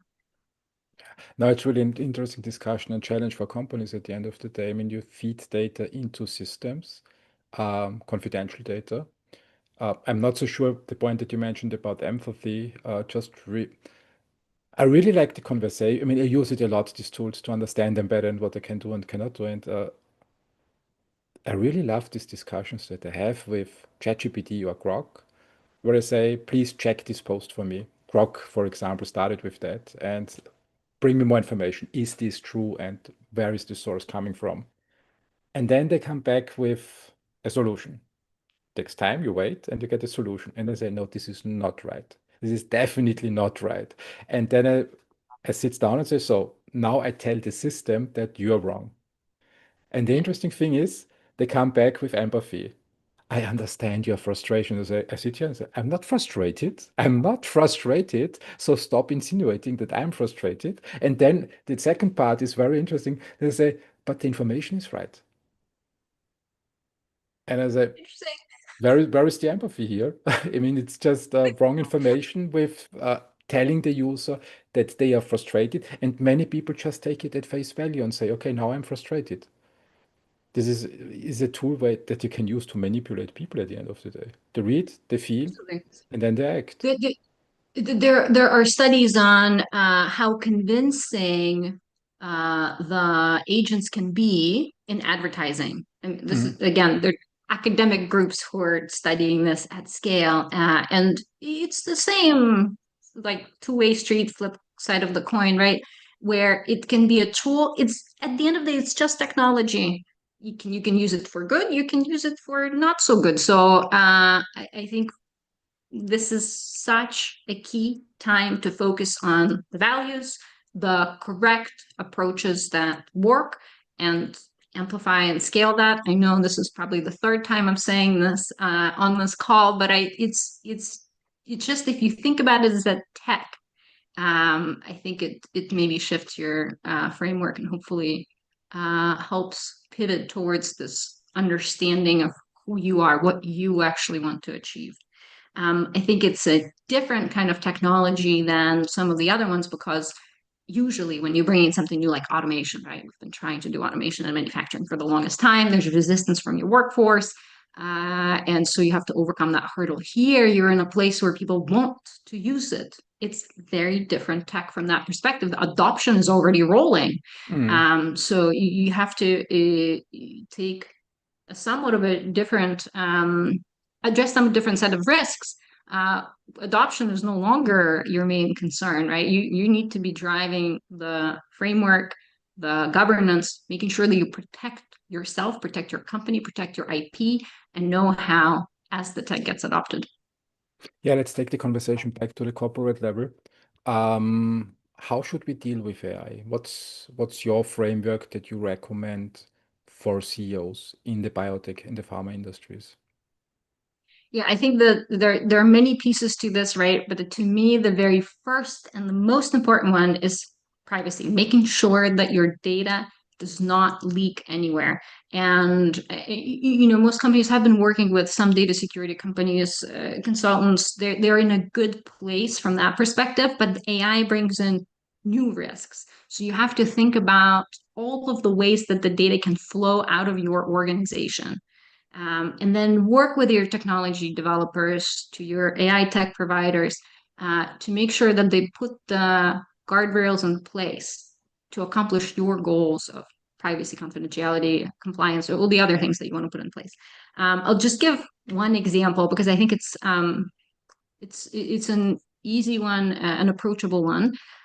So let's say we have a database that you are implementing. Uh, and this database has AI driven suggestions for search queries. So maybe you put in your protein name and then it suggests some additional search terms to give you some insights. Great. We want this. We want the intelligence within organizations to be built. Awesome. Problem is that the AI suggestions for search terms are trained on user data. So now you have information data flowing out of your organization to train this algorithm to suggest search terms. If you're searching for GLP-1 so hot, lots of companies are searching for it. Probably not as big a deal. But if you're working on some obscure target, this is your super highly confidential IP, you want to get some intelligence about the research, for example, that's been carried out on this protein. Yes, of course you do. But if you query that in, you have to keep in mind that now you've disclosed essentially to the system and everybody who's working with the system that you're working on this. If you have one other competitor who's working on this target, they essentially can see what you have searched for. Mm. So, of course, you can then guide the technology provider to help you protect your search queries, but it's not a default, at least in the world that we live in today. as a customer, as a therapy developer, you have to ask for it. You have to ask the questions. How is your provider handling that privacy and confidentiality side? And I work with both sides, with the AI tech companies and with therapy developers, and as well as with regulators, right? So I think it's an ecosystem question today. How can we get these tools to be usable for us in a regulated industry with strict IP requirements? So I think it takes action from all parties. We need the customers, therapy developers, to mandate, I need this, or else I won't be able to work with you. We need the tech developers to be willing and open to make amendments, implement stricter systems. And then, of course, have the regulators step in and say, these are the standards that you have to have in place. This is something that I would love for us to have, is a kind of certification, that test run that we run on every AI tool to say, okay, it meets, maybe it's a 10-point score system or something like this, right? It meets 7, 8 points out of 10. So then as a customer, as a therapy developer, you can assess the risk level of using a particular tool versus the benefit that you're going to get out of this tool, because it's always an equation, right? You have to balance these things. But if there are any technology people out there thinking along the same lines of setting standards reflective of the code of conduct that we have in this regulated industry, I would love to connect. Please reach out. And then I am just really grateful to the regulators, the industry organizations who've been having this conversation with me. I think this will be tremendous for our space to have some level of standard. We can think of it as, for example, ratings for parts. Let's say for Boeing, right? There have to be a certain level of quality, and we have some of those implemented for hardware. We just don't yet have it for AI. But I'm confident that we can get to a place where we have some standardized system of assessing tools.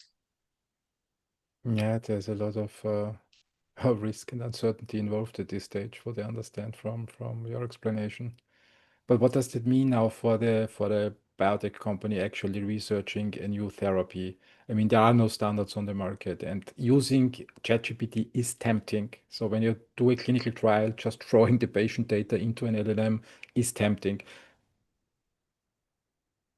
to get Please feedback. don't throw patient data into ChatGPT.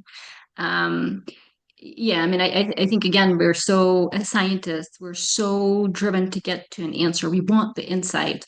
And I think the potential that AI opens up for these insights, especially if we're able to look across these massive data sets that are comprehensive. So again, going back to cell therapy, right? If we think about that vein to vein workflow, if we are able to analyze a large enough data set, we can finally get at the answers for what matters to be able to deliver an efficacious therapy that you can, in fact, manufacture with reliability. I think this would be tremendous. I'm all for it. I want this. When I'm a patient, I want to have this as an option available to me.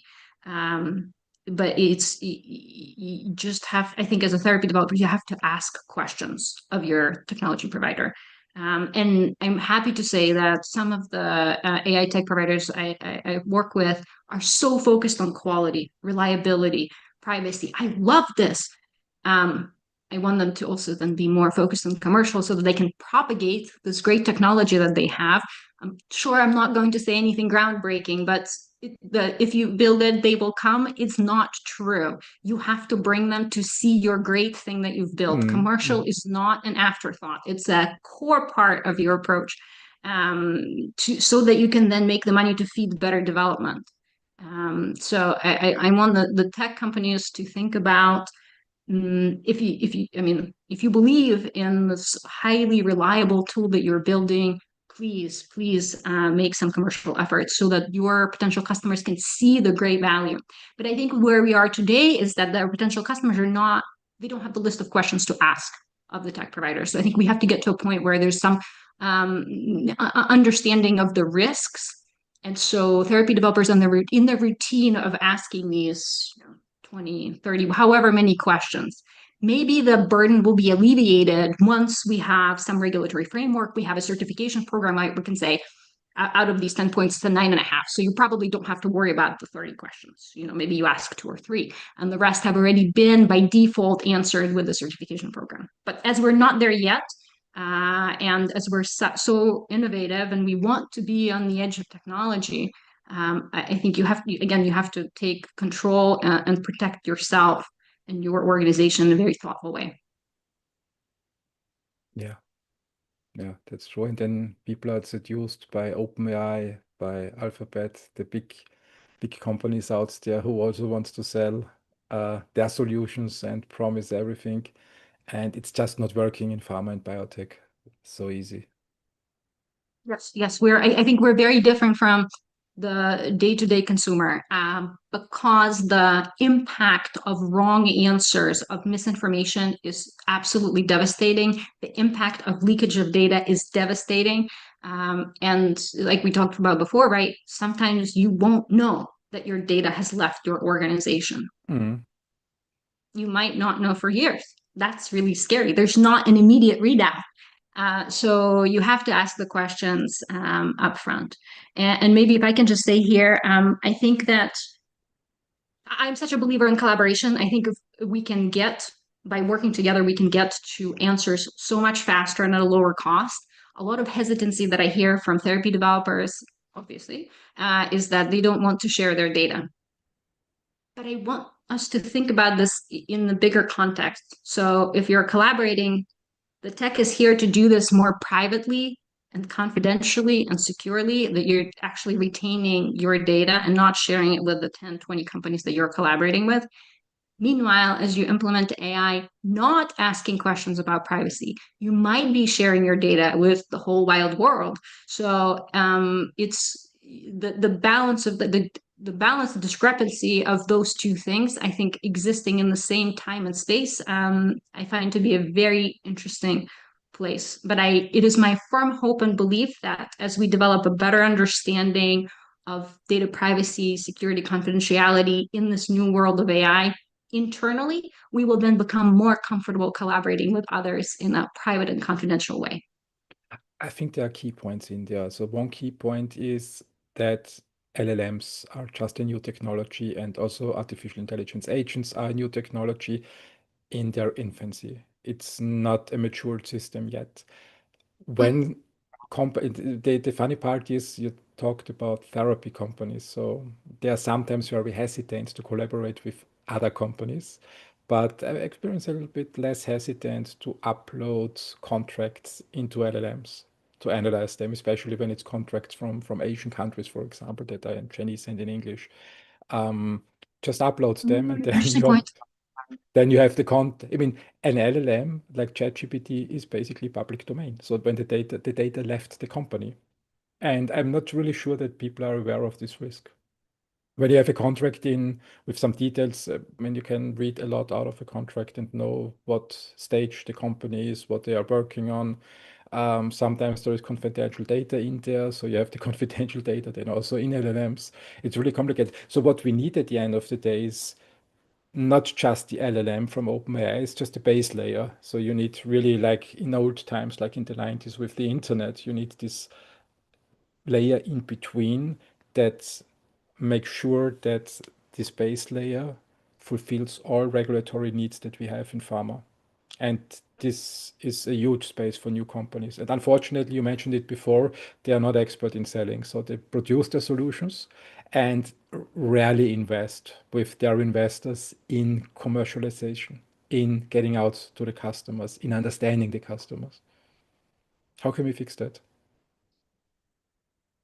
Well, I think as we talked about before, right? I think for new founders, it's this recognition that revenue is key. I know you're really excited about the tech that you're developing. You want to get more data in, get the better model. Maybe you're in stealth mode. You don't want to reveal all these things, but you sort of have to sell what you have today to feed the development of what you want to build. I think there's a lot of excitement on the investor side now about the usage of AI. So it's like if you put the word AI in your pitch, then everything's more seamless. But we have to imagine that this is not an eternal fountain, that it will inevitably we'll see some of the slowness of adoption, slowness of outcomes, and so on. And we'll get to AI being less of a trigger for cash. Oh, this hi. is baby. Say hello. And I think that founders who think about how they will feed themselves more sustainably, feed their companies, they will invariably do better. This we have seen time and again, right? This is not anything new. Yeah, it's just a new kind of technology. So I think focusing on that commercialization, I'm sure everybody's tempted to just look at Chat GPT and ask it what's the best strategy to commercialize. I would argue the more niche your application is, the worse the answers that you're going to get will be. So talk to somebody who has commercialized tech before. Obviously, I'm in the space. I love working with companies on this, and I think there's so many ways that we have seen that things do not work. So moving around those obstacles and making sure that you get to successful commercialization is key. But the focus on bringing the money in, it has to be a sustainable operation. That's my suggestion. Yeah, that's true. That's true. Are there any best practices in drug development that you see in your work, where companies successfully use artificial intelligence to improve certain areas of the workflow and that already work and fulfill all compliance risks that we have? So I'll maybe separate those two things out. I think we have some really exciting tech in drug development. We have yet to see some truly de novo candidate in the clinic, at least as of today. So that will be huge. I think that on the compliance side, that's more in your GMP space, so away from drug discovery, and there's emerging and evolving guidance. I think from my perspective, the EMA is leading that effort. I love that we're approaching it, right? It's a separate guidance, so you can update it more rapidly. They understand that this will be a rapid space, so they're continuously working on the guidance. I see an opportunity for the Middle East to also lead some of those efforts and develop collaboratively with EMA and other regulators a framework. I think on the regulatory side, harmonization would be tremendous, even in terms of cost reduction for therapy developers, right? If we could have some alignment across different regulatory agencies, that'd be great. Thinking about compliance being key in your regulated space, and then I'd say that's the priority there, while privacy obviously is a priority. But then on the drug development side, there's some new and exciting things. I would, again, before you're bringing your tech inside, would think about privacy, would think about reliability of those insights. These are questions we don't see people asking very often, but they really should. And then once again, building in your values into the algorithms that you're bringing in.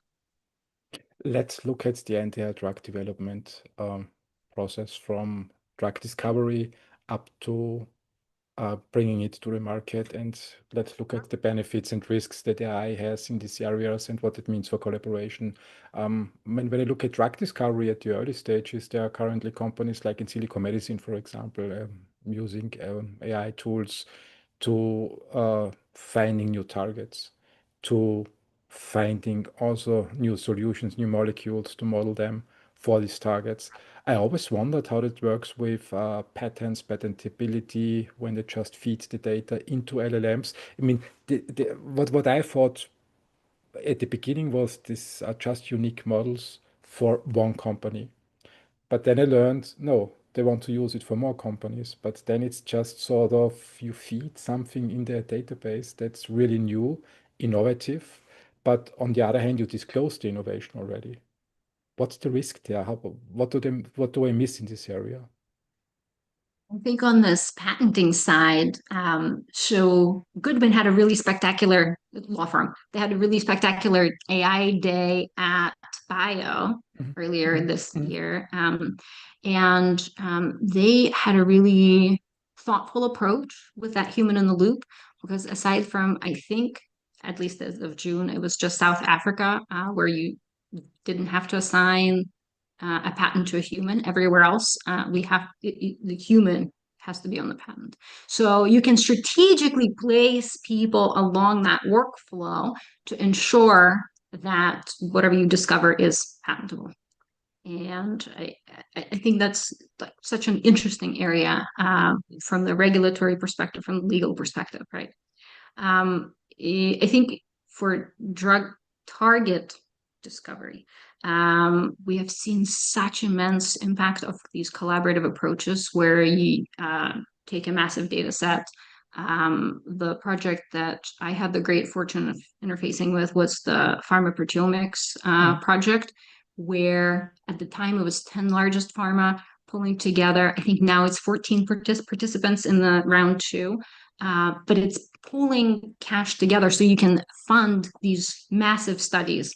And so already in that first round of proteomic analysis of the UK Biobank samples, they discovered, I think, over 10,500 new potential drug targets. So maybe now we weave in some AI in there, and which is, I think, what's happening for round two. And you just feed so much more data into the algorithm, you are going to get better answers. So to me, drug discovery is such a big topic. It's so expensive. It's so difficult to do, but so important so that we don't all continue with the gold rush after the one target that we see works in the clinic and then everybody floods that space, right? We want to get away from that because they're all those patients who are maybe not served because we're all going after this one thing. So, but even if you have a great model, it's still going to be better if you pull the data together from across companies. So to me, the fact that these large players have been able to come up with a framework, a legal framework to share those insights in the pre-competitive collaboration space, to me, that's a wonderful alignment of the goodness of humanity with the individual company values and goals. I mean, it's so beautiful. And it's not the only collaboration. There's many collaborations that exist. I think at some point I may have mapped out maybe 18 that are between various combinations of companies, but we know how to do this. We have legal teams that have figured out how to share data and keep the IP. I think the upgrade that we're going to get with AI and some of the tech developments in terms of decentralized data analysis is that now we can keep the data private. We don't actually have to put the data that we have across companies into one spreadsheet. So it's better. It's more. We can be more confidential in the way that we collaborate. So I think it's just such an open and wonderful space from here on out. And I think AI will play a massive role in the collaborative approaches. So it basically helps getting people more to collaborate with each other and breaking up the silos. And there are some benefits when you combine AI also with smart contracts. You can also make sure that the investments they made when they disclose data are then also returned to them when something hits the market. So there's a lot of potential and it's moving in the right direction, if I understood you right, from what you see in the industry. I mean, just the number of collaborations that we've already executed on as an industry, the number that are in progress, I think are all really good indicators. What I find is the challenge to propagating that collaborative approach is that in large organizations, sometimes folks working over here don't know that folks over here have figured out a collaborative approach. So it's this brand awareness almost for collaborations that some of that internal, some of the external awareness that we have to build. But I mean, that's what I talk about in my talks, that we have a way, we have a framework for collaborating and working together. We just need to apply it to these new domains, like cell therapy manufacturability is one. I think figuring out which organoid fits with which clinical outcome, right? What's the best readout, most predictive of a particular clinical outcome in a given indication? I think that's another great area to collaborate. And with all of the momentum that there now is in organoids because of the FDA regulation from, I think, April, I think that's prime. I'm excited for us to really look closely at that space and figure it out. No, absolutely. I mean, with AI, with social media, with also these new tools like Zoom that we are using now, you really can bring people together and help them collaborate better. This is for the drug discovery part. So hopefully, at the end of the day, we get better targets, we get more solutions, and we get faster through this phase. It really takes a long time to preclinical candidates and to candidates that are approved then at the end of the day by the FDA so they can go into clinics. What benefits do you see on the clinical stage? We talked about risks earlier, so now let's just stay on the benefit side. What can I do on the clinical side in drug development?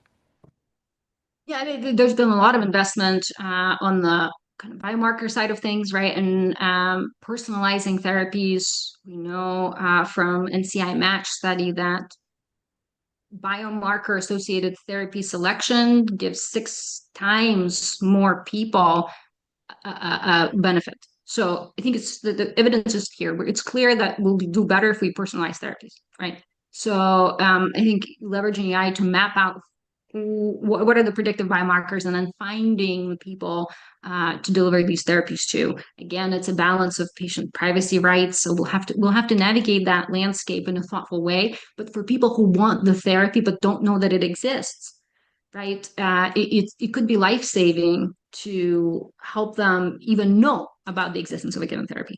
With cell therapies, we've gone through this now for a few years, where there are massive efforts to figure out how can we make doctors aware of the existence of these novel therapies. How can we make patients aware of them? A good friend, Tracy Ryan, who's at NK Core, she's a mother of a child, and she developed therapy together with scientific team, of course, to help this child survive. And they've been battling this for many, many years. But she talked about how in the initial stages when her daughter was just diagnosed, she spent weeks in front of the laptop just trying to find a cure. So it's great that she's so resilient that after this traumatic diagnosis, she can move on and be in front of the laptop and be searching. That's not everybody. That's not every person. So I think we have to, it's our obligation to make it easier to find this information.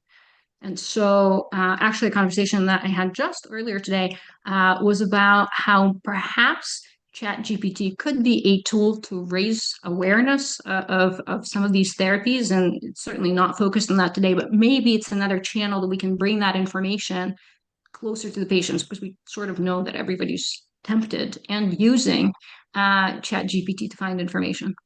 Yeah, this is one of the reasons why I started this podcast. I mean, people use LLMs to get information, so we need to make sure that the right information reaches the people when they search for it. And podcasts are a very good example, a very good way to distribute information to LLMs, and later, hopefully, they retrieve it then when someone is using it.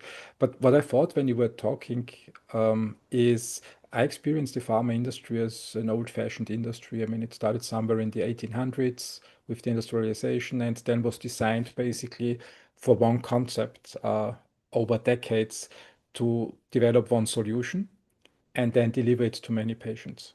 And now what you said, my understanding is that we have a really paradigm shift in the industry, that we move away from this, we want one molecule, put it into one pill, and then just ship it out on the market, to a more personalized approach. Is pharma really ready for that? Structural? I think that's an excellent question, and I would love to bring. It was great to get some folks from pharma to speak to this. I think there's such an ethical side to this question, right? If we know that a personalized therapy will work better for the patient, it is almost our obligation to make it available to them, to help them find it and to deliver this personalization. And that maybe propagates also to investor side, who all want maybe to see a blockbuster. And I understand, as a commercial person, I understand this, but it's also that if you know that a tailored drug will work better than a blockbuster, can we shift the way that we think about investment in this space to have math that takes into account pure dollar value ROI, but also this humanitarian ethical aspect? And I love the way that Rob Tressler from Excellus talks about it, where he says that we are in healthcare, not money care. If you were purely focused on the cash, money care is the finance industry, right? That's the place. But in healthcare, it's a more complex equation. It's about improving people's lives. And I think that companies, therapy developers, when they fundraise, right, of course, they're struggling with the hockey stick. How do we make the hockey stick work? I'm working on an article with Ryan Murray from ValSource, hopefully will be coming out here in the next few weeks, on the ethics side of it, right? How can we think of this perhaps somewhat differently than other types of investment?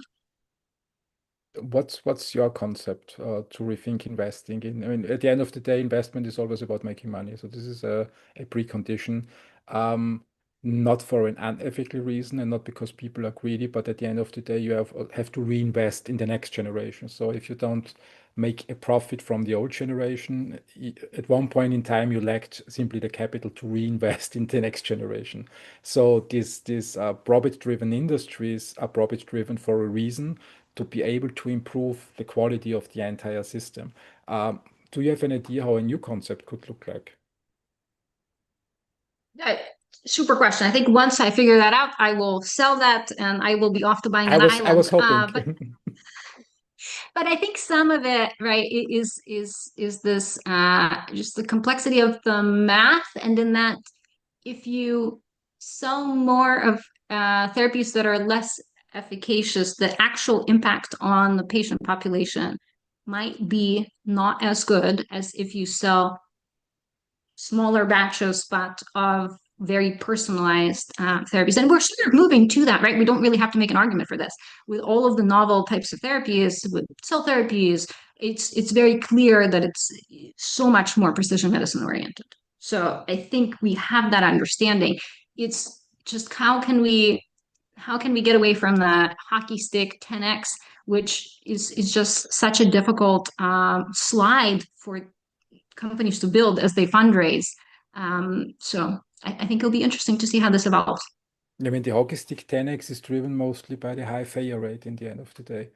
When you need to invest money and get a high hit rate of failures, you need to. I mean, Christoph Lengauer brought in his speeches brings the example that from 10,000 molecules, Yeah. only one hits the market at the end of the day. But you need this 10,000 number to find the one. I think this will change because of AI, right? Mm. Because you can de-risk and make that pool smaller in the beginning with all the predictive tools. And there's so much tech being developed on that front to essentially reduce failure rates, that even before we get to humans, we have so much a better understanding of the toxicity profile and the binding profile, right? All of the different pieces, that the routine testing that we can approach from that predictive perspective. So I think that equation of the 10,000 will change. This is something I'm really curious to see in the future. The big question, I mean, when you look at these two approaches, you have the Six Sigma approach where you have just an existing product and make it better. And what you do there is reducing the failure rate, which really works well. You understand the process, you understand the product, and Elon Musk is an expert in that to just improve and streamline every single process and take it out. But then you have this creative process where you really try to find a new solution or identify a new problem. And there naturally the failure rate is high. And when I hear the claims from artificial intelligence companies, I say, okay, we reduce the failure rate in the creative part. Yes, you can do that, but in the old system, you also risked that you reduced the hit rate. I mean, what you want is basically finding the one molecule that works, wants to invest a lot of money in the one molecule, and wants to drive down the investment in the molecules that don't work. But in the old system, without AI, these 9,999 failures were necessary to get to the one. When you reduce the failure rates, then you also reduce the risk to find the one molecule that works in the end of the day. And what you end up with is 100 potential candidates, but none of them works. So, couple of pieces to that. Mm, I think it helps us separate that into multiple phases, right? So on the discovery side, it's I think in many ways the same question as we discussed earlier. For this is your 10-20% exploration space. mm. Your we have something that we think will work, but can you work around it, explore that design space some more to find new candidates, identify new targets, and so on. So you give more of a leeway to the algorithm. The development side, I think, is predicting developability, for example. We've done this for Mhm. small molecule to some degree. We have a standard and proprietary algorithms for predicting developability of mAbs. I would love for us to get to this point with cell therapies, but I think it's in the end, we could have a checklist. If you've discovered some new compound modality and so on, you have a checklist. These are 10 criteria you have to fulfill in order to be able to manufacture it.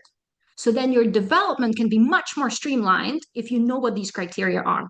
So you won't end up in a space like we've hit recently, right? Where you're in the clinic, but you're finding that actually manufacturing the drug is not, it's only some of the time that you're able to do that. I think this part we can figure out. And to me, that's a very collaborative space because we're all going to face very similar challenges in manufacturing just given the biophysics, biochemistry of the molecule that we're working on. Yeah, a lot is moving, and I think the potential is the automation and just doing the small things can also going for the quick wins can really, when you look at the market side, I mean, there are a lot of therapies on the market, but doctors are usually not aware of that. They have to treat patients and no time for education. So if you can improve that, you already benefit the patient. Personalized medicine, if you just can find the right medicine for that person with AI, it's perfect. And when I look on the drug development, I'm not so sure that we really get down from the failure rate at the end of the day, but can run much faster through the entire process. I don't think I'm not convinced that we really should aim at reducing the failure rate. High failure is always a marker of high innovation and an innovative area. So failure is good in that space. And I would really not like to just try to streamline something that is necessary for innovation and I get it think a out. way that you can think about reduction of cost and reduction Mhm. of timeline for that is you're doing this in silico. So you're still trying a Mhm. bunch of different things, but it's much cheaper to do because you don't actually have to pay for the media, the bioreactor, all these things, right? And there are, again, lots of companies working in that space, fewer than I would like to see, but there's some really interesting, innovative in silico, early PD. And I'd love for us to have deeper understanding on the actual my manufacturing side. So hopefully we'll get there as well. But I think in this new age, we'll be able to condense a lot of the lab work by expanding our predictive capabilities. Again, reliability will be key in that part because if you're predicting a process that then you discover 2 years down the road doesn't actually work, it worked great on the computer, but in the lab it doesn't work, right? So that then you've lost a lot of time and money. So reliability, once again, in our space is just key. So as you're bringing in an in silico modeling provider, ask them questions. Yeah, and we need more VCs in that space who are willing to take risks at the end of the day and bet on these companies. And in silico is, I think, a huge opportunity, but we have not enough investment capital in that space. My opinion. What is your opinion on that?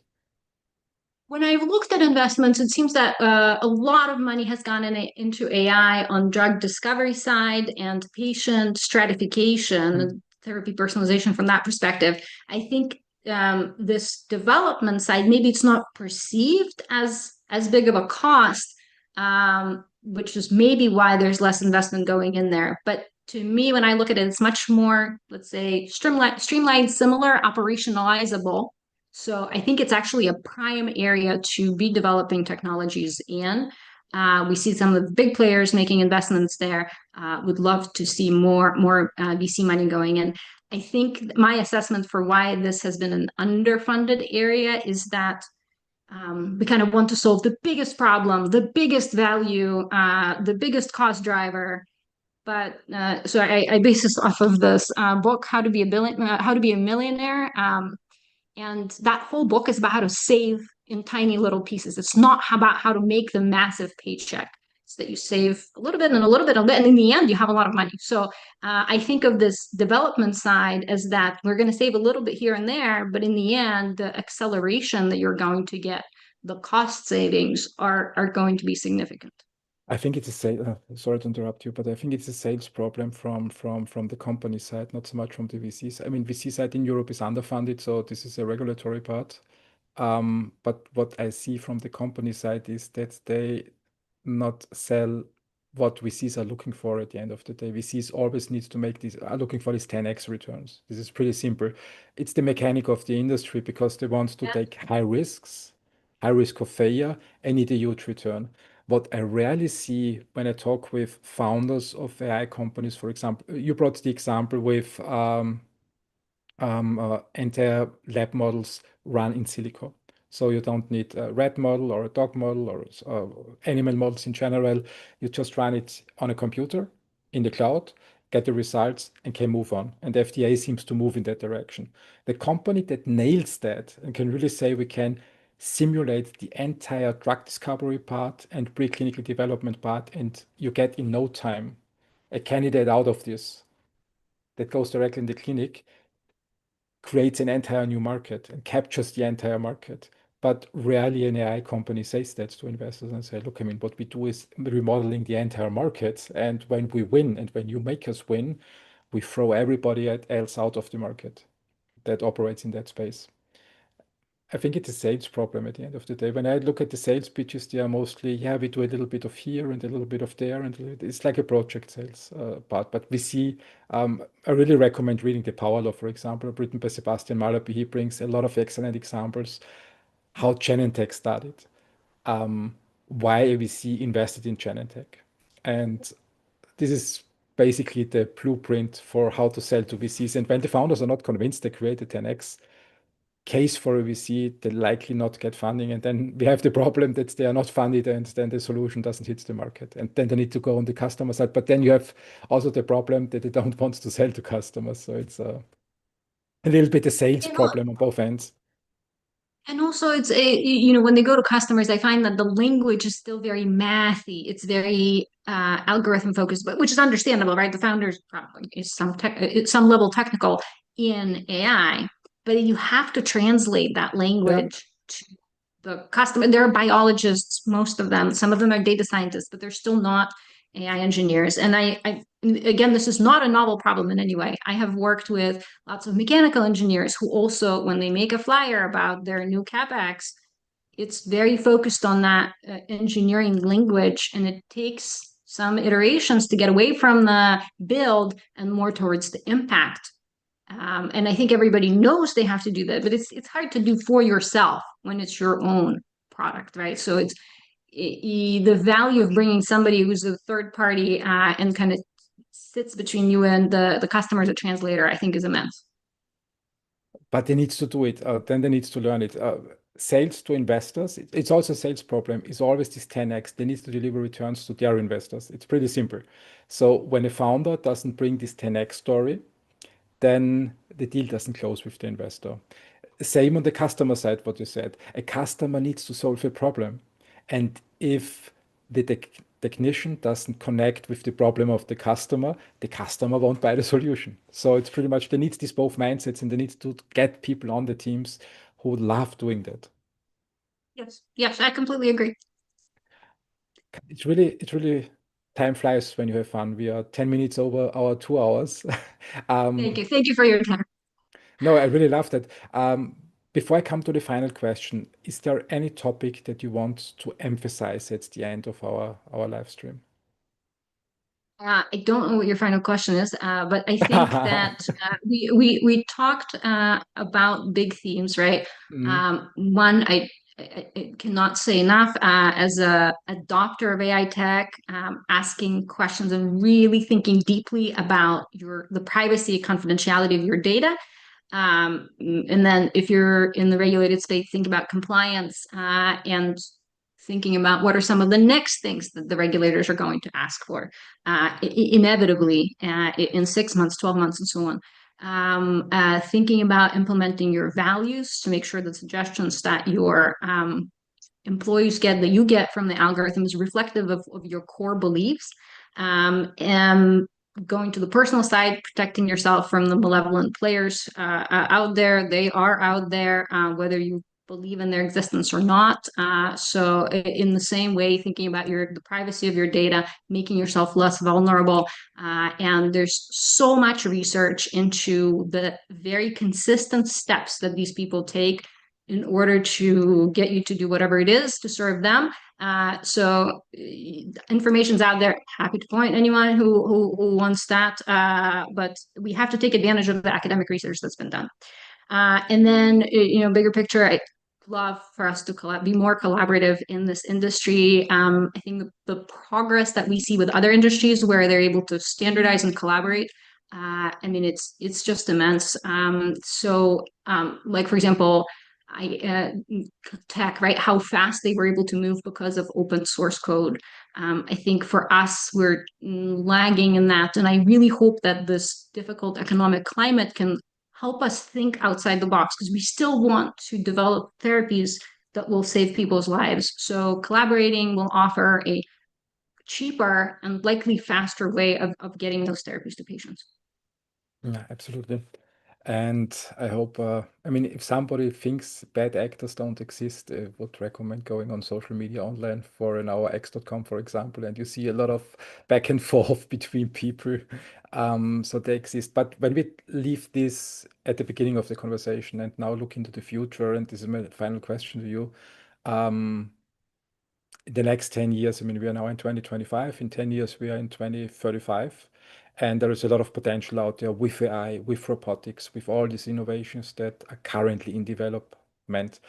What's your most optimistic scenario when you can think it through? How will biotech and pharma look like in 2035 when everything happens according to your plan and you have unlimited money and can make this one scenario, this best case scenario, really happen in 10 years? How does the future look like for you?